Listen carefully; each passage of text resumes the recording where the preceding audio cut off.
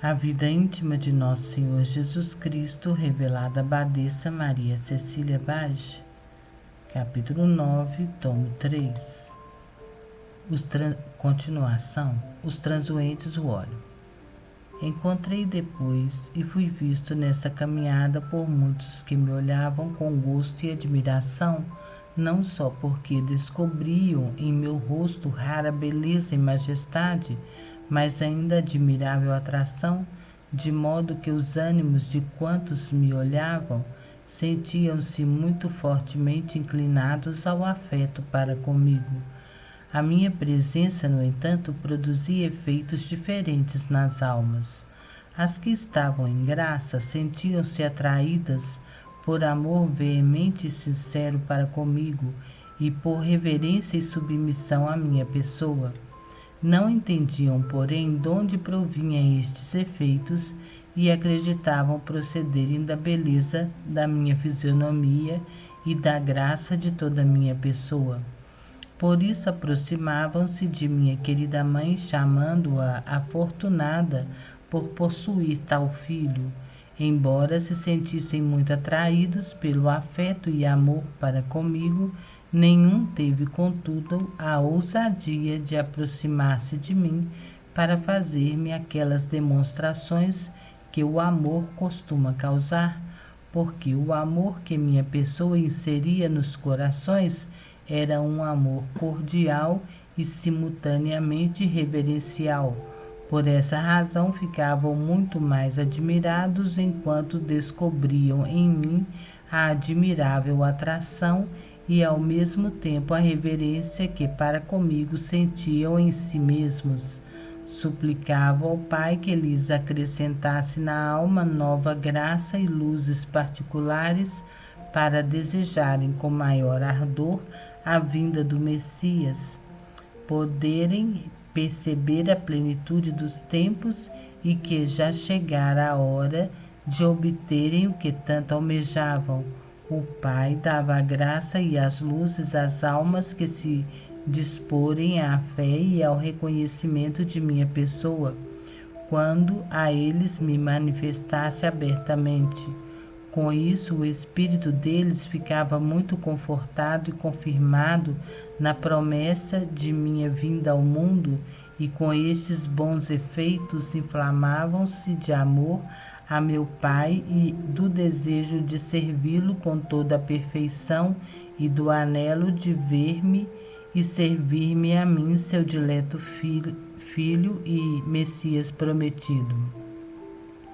Alegrava-me muito com estas almas e impetrava-lhes novas graças e luzes celestes. A minha vista causava, contudo, efeito diverso nas almas daqueles que estavam no desfavor de meu Pai por estarem maculadas de culpa grave. Estas, ao encontrar-me, não ousavam levantar os olhos para fitar-me e, aterrorizada pela majestade de meu semblante, experimentavam grandes remorsos de consciência. As trevas de suas culpas eram atingidas pelos raios de minha divindade e eles sentiam grande confusão. Ao pedir ao Pai que lhes concedesse naquele instante luz particular para conhecerem a própria miséria e o estado infeliz em que se encontravam, suplicava lhes desse também graça e força para se penitenciarem, a saber, arrependendo-se dos próprios erros, recuperarem-se o estado de graça e a sua amizade. Muitos, nesta ocasião, se desembaraçaram de seus erros e prevaleceram-se da graça outorgada por meu Pai, embora não entendessem de que modo lhes adivinha tal graça. Sentiam efeitos antes não existentes e pensavam ter chegado o tempo no qual Deus queria revelar as suas misericórdias infinitas. Agradecia ao Pai por todas essas graças e por se ter dignado operar por meu intermédio as misericórdias que me foram por ele prometidas quando foram por mim reclamadas. cânticos de louvor. Continuei a jornada, desejoso de chegar ao templo para poder manifestar as obras divinas. Quando já próximo e vendo a cidade para onde caminhávamos, cantei junto com a querida mãe José novo cântico de louvor ao Pai antes de entrar na cidade. Ao ingressar nesta, supliquei ao Pai fizesse todos estes habitantes e todas as almas justas que lá se encontravam sentirem novo júbilo de espírito e os pecadores terem vivo desejo da própria conversão, isto é, cada qual experimentasse em si os efeitos de minha vinda.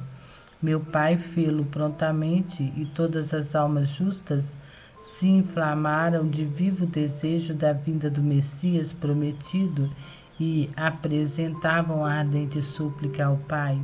Mesmo muitos pecadores se utilizaram das luzes e graças divinas e puseram-se à emenda dos próprios erros. Assim de fato fizeram. Dirigem-se ao templo. Havendo agradecido ao amoroso Pai por tudo que operava, também por parte de todos aqueles que tiravam proveito da graça divina, dirigimo-nos ao templo sem tomar antes qualquer alimento, apesar de termos disto grande necessidade devido ao cansaço da viagem. Suportei o sofrimento e pedi ao Pai desse força e graça à minha querida mãe e a José, de modo a não sentirem necessidade de reconfortante. Com as almas refeitas por sua visita, também os corpos fossem restaurados e fortificados para orarem no templo. Meu Pai atendeu e agradecemos-lhes juntos esta graça.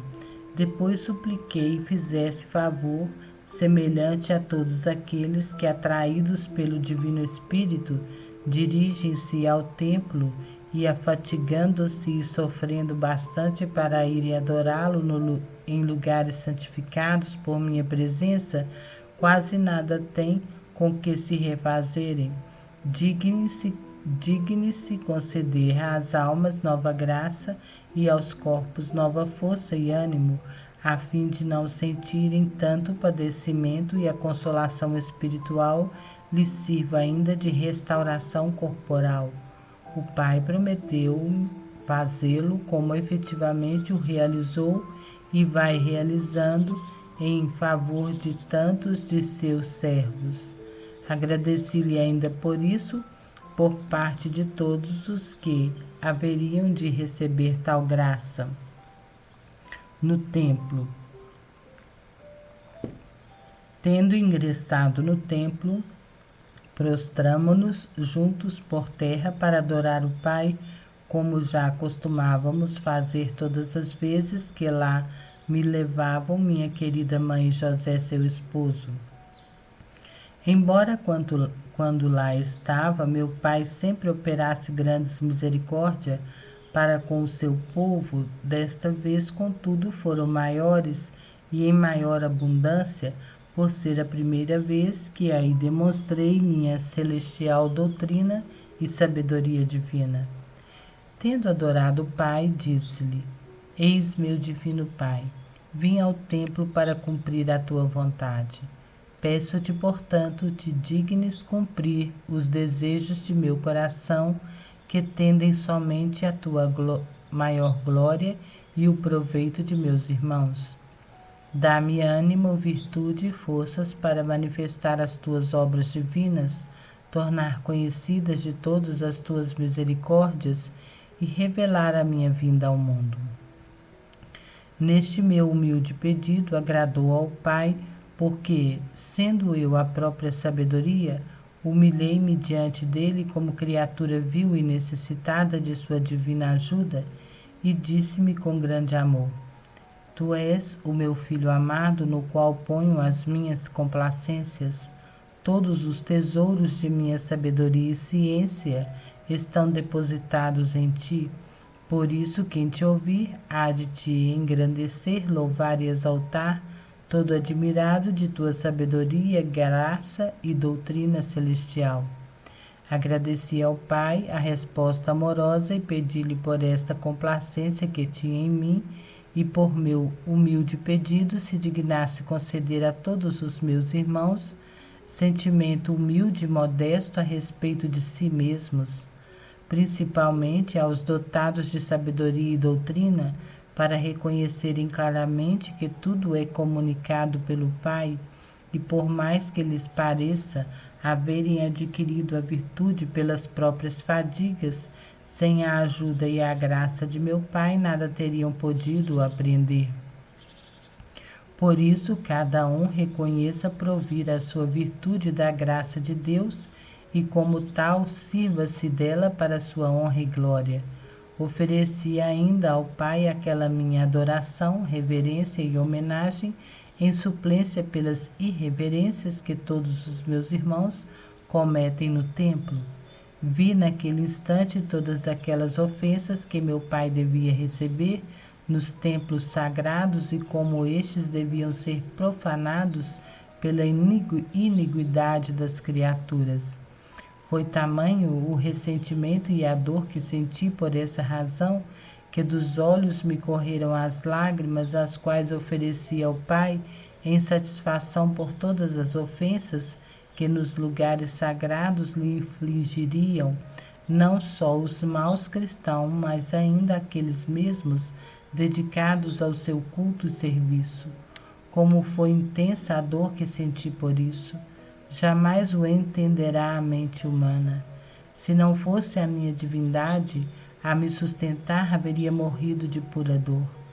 Ofereci também tal dor ao Pai para se aplacar em relação a meus irmãos e pedi-lhe não lhes aplicasse os severos castigos que infelizmente mereciam por tanta temeridade e imprudência ao ousarem ofender o Criador no próprio lugar onde ele habita, de modo especial a fim de ouvir-lhes as orações e dispensar-lhes as suas graças. O Pai recebeu quanto eu lhe oferecia e mostrou-se aplacado, prometendo-me suspender o castigo que eles haviam merecido. Agradeci-lhe e exaltei sua infinita bondade e misericórdia e pedi-lhe que jamais se apartasse dos lugares sagrados, por mais que lá fossem muito ofendido, oferecendo-me a apresentar-me qual vítima inocente, continuamente ofertada em satisfação de todas as ofensas que ali em todos os lugares houvesse recebido. Dizia-lhe com grande sentimento: Eis, Pai amantíssimo, o vosso Filho unigênito, que se oferece a vós em suplência pelas faltas de todo o gênero humano e em satisfação por todas as suas culpas. Aceitai esta oferta e descarregai sobre mim os rigores da vossa justiça. No intuito de vos aplacardes e ficardes satisfeito, tudo sofrerei de bom grado, por vossa glória, por vossa honra e pela remissão dos pecados de todos os meus irmãos. Meu Pai se movia à piedade e, abraçando-me com amor, mostrava-se inteiramente aplacado, dizendo-me: Tempo virá, filho, em que darás plena e superabundante satisfação à minha justiça, apesar de ser superabundante a mínima de tuas obras e pagar todas as ofensas a mim infligidas pelo gênero humano. Não obstante, serão cumpridos os desejos de teu coração e da minha vontade com o derramamento de todo o teu sangue pela redenção humana.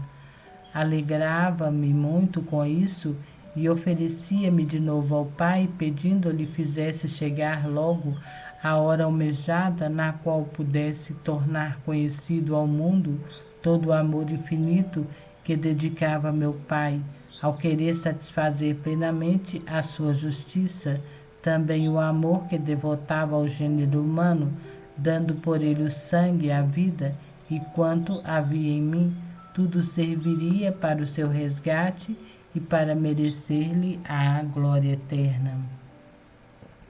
Jesus entre os doutores. finalizados os atos de adoração, de ofertas, de petições e obtidos do Pai quanto desejava para todos os meus irmãos, saí do templo com a minha querida mãe José e, havendo tomado juntos uma refeição para conservar a humanidade e dadas as costumeiras graças, dirigimo-nos para a pátria. No caminho escapei de seus olhos sem que eles o percebessem, e tendo voltado ao templo, adorei o Pai e pedi-lhe graça suficiente para minha querida mãe José suportarem a dor de minha perda. Ofereci-lhe a pena que sofri ao apartar-me deles. Pedi-lhe que, assim como chegar a hora de manifestar minha doutrina celeste, se dignasse transmitir luz a cada um dos que me ouviam, para que aprendessem os mistérios que eu devia lhes explicar. O Pai tudo me prometeu e, enquanto eu estava orando, chegaram muitos doutores da lei. Estando ali com os ministros do templo e os anciãos, e escutando os doutores como se fosse humilde discípulo, pedi a bênção ao Pai, levantei-me e comecei a interrogá-los com muita liberdade. Cada um deles estava a ouvir-me com grande atenção. Minhas palavras eram semelhantes a flechas que feriam seus corações, e, alegrados pela graça que em mim havia e pela prudência e sabedoria de minhas respostas, apreciavam muito ouvir-me falar. Enquanto estavam todos atônitos e muito atentos, comecei a citar as divinas Escrituras e, com fortes e sólidas razões, fazia-lhes conhecer que já chegara o tempo no qual o Messias prometido, por eles esperado, havia de vir ao mundo. Iam eles fazendo grandes observações, tanto para serem bem informados, como também para ouvirem-me falar. Seus corações muito se alegravam com minhas palavras. No fim do dia, cada um deles se retirou. Fiquei eu lá a orar e a suplicar a meu Pai por eles, a fim de que dispusesse seus corações à fé em tudo o que lhes havia manifestado. Realmente meu Pai deu-lhes grande luz para conhecerem a verdade e muitas inspirações para entenderem que eu era o Messias prometido. Mas como seus espíritos eram muito obcecados pela ambição, não se rendiam à verdade, pois não queriam persuadir-se de que o Messias viesse ao mundo com aspecto tão humilde e sem fausto. Não obstante, cada um deles pôs-se a rever as Escrituras e, encontrando nelas as verdades por mim recordadas, não tinham o que opor à minha doutrina. Mas a sua soberba não queria render-se à verdade conhecida, porque consideravam minha pessoa como pessoa vil e de nenhuma importância. Isto teve mais força em seu espírito do que a verdade por eles bem conhecida. Grande pesar me causava esta dureza e suplicava por isso ao Pai, mas como não queriam ceder lugar à luz, foram depois surpreendidos por trevas maiores. Ingratidões. Fiquei, esposa minha, no templo, e nem um deles só se mostrou pronto a receber-me em sua casa para dar-me abrigo. Quanto me desagradou essa ingratidão e descortesia! Então precisei pousar fora da cidade, no campo, onde passei toda a noite em oração ao Pai. Antes de sair do templo, adorei o Pai e pedi-lhe concedesse a todos os meus irmãos luz e graça particular, a fim de que, ao ouvirem espiritualmente a minha voz e os meus ensinamentos por palavras internas, a recebessem e executassem prontamente quanto deles esperava. Não fiquem obcecados nem confusos pelas paixões desordenadas, mas acolham a claridade manifesta com as inspirações ou as luzes, para não acontecer que, rejeitando-as, caiam em trevas mais profundas. O Pai prometeu-me quanto lhe pedia, mas vi naquele instante como muitos abusariam de tantas graças e imitariam os ímpios hebreus que, desprezando a luz, foram envolvidos e obcecados por trevas mais intensas. Vi ainda que muitos se serviriam das graças e luzes divinas e, abraçando a luz, seriam em seguida mais esclarecidos. Por uns e por outros roguei ao Pai, por uns a fim de que os enriquecesse de novas graças, e por outros a fim de que usasse de misericórdia para com eles, não os castigasse conforme seus méritos, e não subtraísse inteiramente a graça por eles rejeitada, tendo obtido do Pai quanto desejava, e havendo-lhe agradecido por parte de todos, saí do templo sozinho, por todos abandonado e descurado. Noite de suspiros e lágrimas. Saí da cidade, como já disse, e passei toda a noite em oração ao Pai. Quantos suspiros, quantas lágrimas, quantas súplicas feitas ao Pai naquela noite. Considerava todo o gênero humano a caminho da perdição, e quão poucos eram os que se utilizariam da graça tão grandes concedidas pelo Pai, ao mandar-me a mim, seu unigênito, a fim de se pôr por eles recebido e imitado. Rogava ao Pai, desse a todos graça e luzes, no intuito de impedir a corrida de tantos e tantas para o precipício. Tantos e tantos para o precipício. O Pai, para consolar-me, fazia-me ver as grandes misericórdias que usaria para com todos e o cuidado e solicitude que por todos teria, e como na verdade só se perderia e condenaria aquele que por própria malícia o houvesse querido. Consolava-me muito verificar as misericórdias e inumeráveis graças que meu Pai comunicaria a cada um. Mas meu coração, em verdade, era traspassado por veemente dor diante da perda irreparável de tantas almas, por cuja aquisição devia derramar todo o meu sangue e terminar a vida numa cruz. Assim, meu coração estava sempre dolorido pelas ofensas que meu Pai recebia e pela perda de tantos que por própria vontade se condenariam. Passada a noite, ao raiar o dia, agradeci ao Pai por parte de todos os meus irmãos. Louvei-o como costumava nas horas determinadas, oferecendo-lhe estes louvores por parte de todo o gênero humano. No templo. Dirigi-me novamente ao templo, em vista de oferecer novas súplicas ao Pai e obter graça para meus irmãos. Tendo feito a primeira visita ao seu templo, oferecia em suplência por todos aqueles fiéis que nisso falham com tamanho desprazer de meu Pai. Ao saírem de casa, à primeira vista a fazer seria a igreja, onde meu Pai se acha de modo especial, e principalmente àqueles lugares onde estou sacramentado. Vendo esta ingratidão e negligência de meus irmãos, muitos dos quais ao sair de casa pensam em tudo menos em ir adorar o seu Criador e o seu Senhor sacramentado no templo, senti imenso pesar. Procurava satisfazer por eles, oferecendo ao Pai aquelas primeiras visitas matutinas ao seu templo, e especialmente naqueles 3 dias que passei em Jerusalém. Agradavam ao Pai aquelas ofertas e recebia-as com grande amor, assim como era com grande amor que eu lhes oferecia.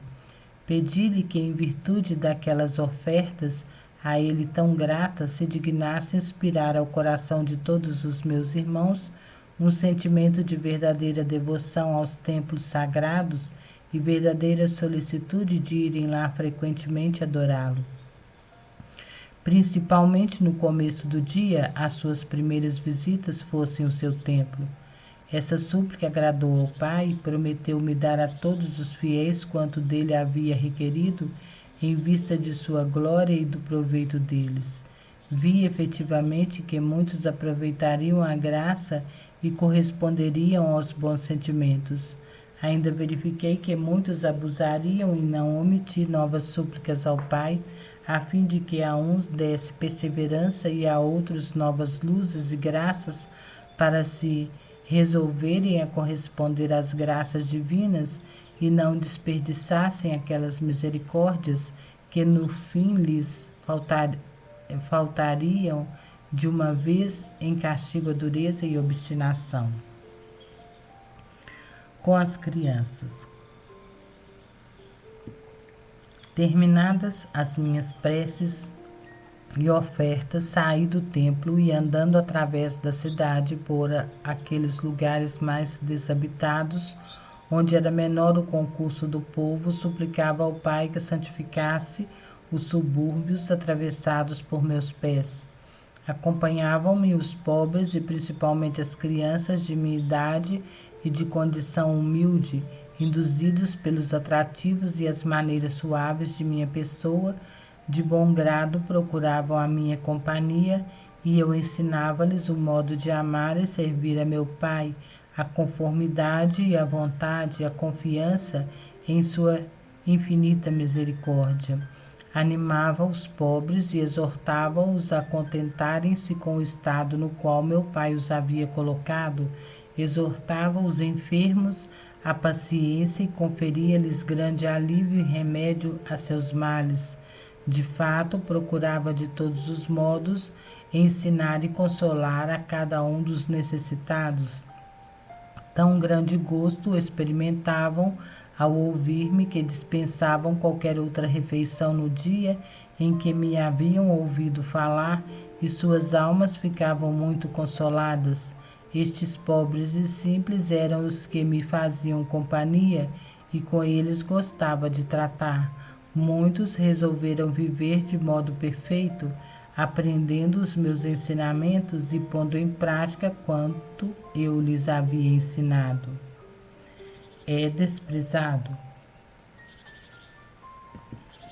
Naquela cidade, esposa minha, habitada pelo povo eleito, ao qual fora enviado por meu Pai, que lhes mantinha a promessa do Messias, via-me desprezado por todos, sem ser considerado por ninguém, como se fosse o mais vil da plebe, e somente se habituavam comigo os pobres e as crianças.